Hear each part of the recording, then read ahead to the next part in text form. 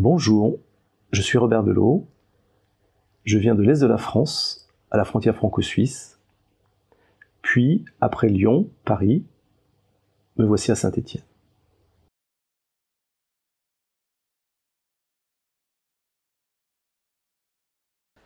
Donc je suis historien, ça veut dire que j'ai fait une thèse d'histoire, parce que je me suis toujours intéressé à l'histoire des sociétés, et notamment à l'histoire de l'Europe, et particulièrement à l'histoire de l'Europe tragique, notamment les guerres mondiales, qui ont structuré malheureusement l'histoire de l'Europe.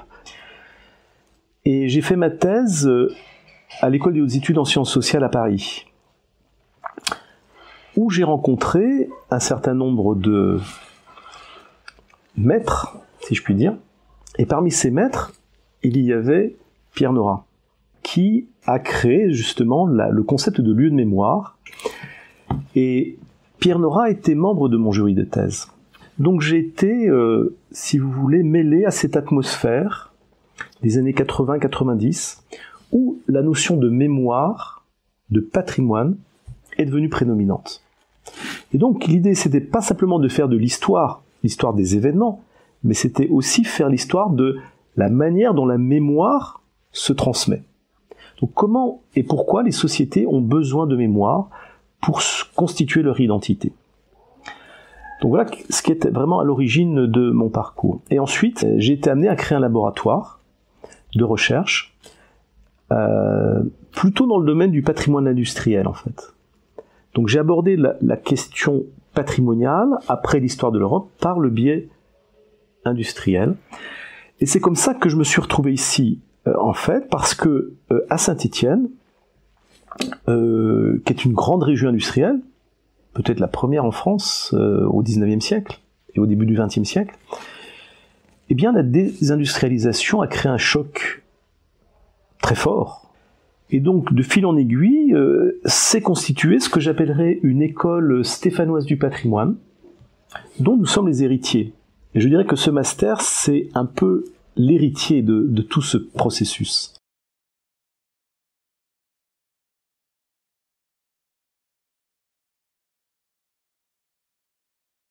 Alors, c'est moi qui ai créé le master d'ICLAM+. Il y avait un premier master qui a existé, mais il a fallu tout recommencer. Donc c'était un gros travail, je précise en passant. C'est l'Europe qui offre des possibilités extraordinaires en termes de construction de formation. C'est le cas des masters Erasmus Mundus. Aujourd'hui, le patrimoine se pose à l'échelle mondiale.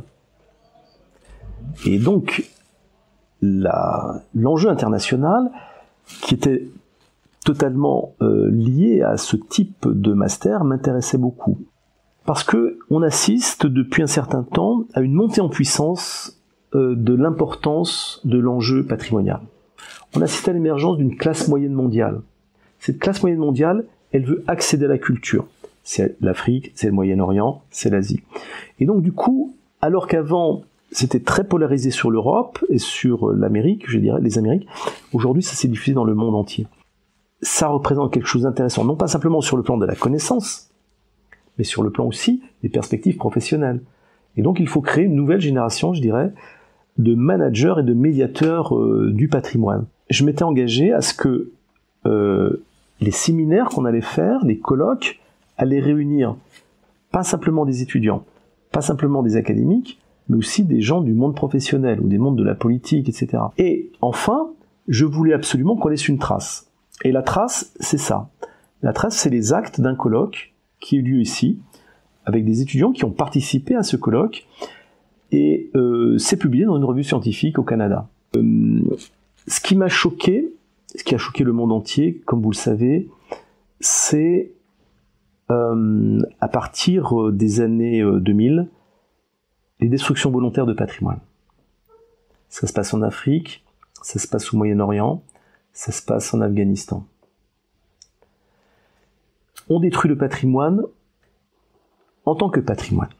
Et particulièrement d'ailleurs les sites classés au patrimoine mondial. Et donc je me disais que là, il y avait un danger majeur, parce que c'était une idée de la civilisation qui était en jeu. Il y avait cette folie d'imaginer qu'on pouvait se couper de ses racines, et qu'on pouvait rechercher une origine absolue. religieuse ou pas, culturelle, ethnique, etc. Et ça, c'est le ferment du totalitarisme et du fascisme, entre guillemets. Tuer le patrimoine, c'est tuer son histoire, même sa propre histoire, parce que nous sommes tous des produits d'une histoire extrêmement complexe, qui remonte à très loin.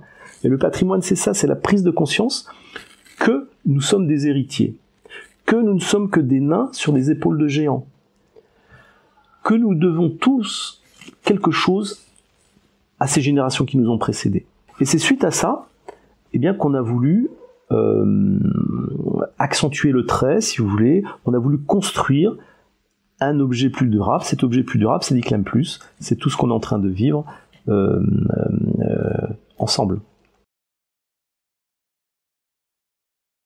La difficulté, si tu veux, c'est de trouver un compromis entre l'hyperspécialisation que certains étudiants demandent et puis cette approche plurielle du phénomène patrimonial pour que les étudiants puissent comprendre les enjeux multiples que représente le patrimoine sur le plan culturel, sur le plan technique, sur le plan numérique, mais aussi sur le plan économique, touristique, managérial, etc. Et il faut le rechercher, ce point d'équilibre.